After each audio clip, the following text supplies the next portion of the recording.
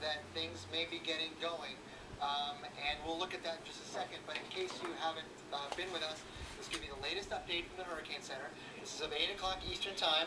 70-mile-an-hour sustained winds. That's remained close to steady all day, maybe come up a little bit.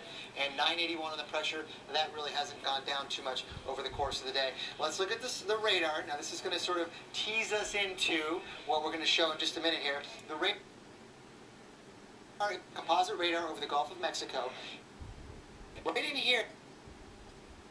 Center of Isaac is right in there. Maybe there are some showers that are trying to kind of wrap around there. We're looking very high in altitude now, so they may not show up very well because the radar sites are all along the coast here, and so when they look out over the Gulf of Mexico, they're looking at a pretty high altitude here, maybe 10,000 or 15,000 feet off the ground.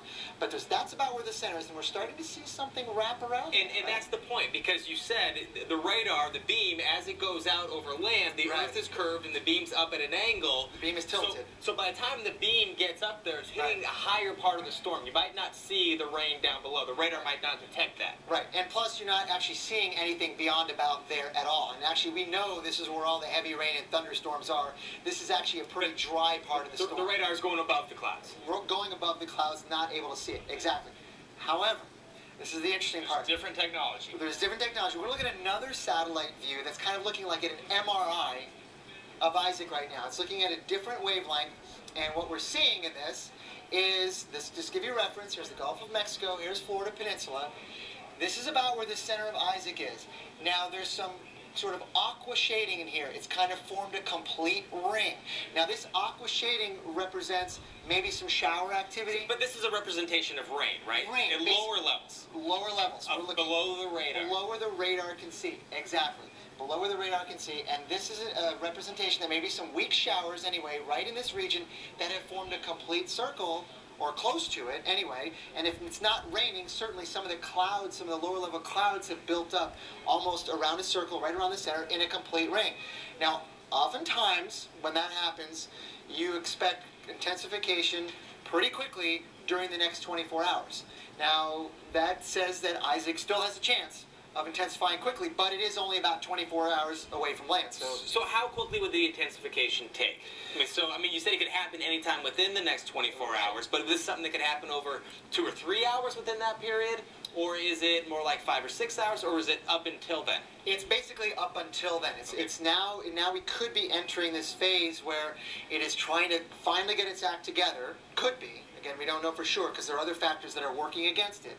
But this is just one sign that it could be starting to strengthen, because we're starting to see some symmetrization, basically a little circle of some low-level clouds and some rainy conditions at low altitudes right around there. So this is something that we have to keep an eye on, and we'll see if the hurricane hunters find anything different tonight. And they're out there now, and if they've reported anything, and then overnight tonight, we'll see what happens over tonight, because sometimes this can lead to, in the next 24 hours, there have been studies have shown that when you see a map like this, that the system can rapidly intensify as much as 20 to 30 knots in 24 hours. Now, we don't think it's going to go quite that much necessarily, because we don't have that much time before it's starting to be influenced by land. And this development here comes after a day of not a lot of development when there could have been. Right. And that's one other thing that this isn't showing as well, perhaps, is that Isaac is being beaten up pretty bad. I mean, there's been dry air that's been hammering it now for days, and that continues to be the problem. So that is one factor that's kind of working against some of these other signs that we're seeing that might suggest it would go. So anyway, so let's look at the official cone from the Hurricane Center, and let me get the right max on there. Let's see, there we go, max 3. And this is the official cone, and notice they do have intensification. Here's the timestamp, Tuesday evening, and then Wednesday morning. They do have a Cat 2 here right at landfall, which, some of these signs suggest, that's a good call. That's certainly, definitely within the realm of possibility. And we've been really stressing the fact that it's not all about the intensity. Really, that's secondary to the fact that this is going to be a long, drawn-out battle with Isaac. Well, look what happens with the cone, and look at the timestamps here. Wednesday, it is very close. Wednesday morning, still very close to the coast of Louisiana. Wednesday evening, not very much further inland. 12 hours later, it's only about 50 miles further But the inland. effects are going to start here, aren't they?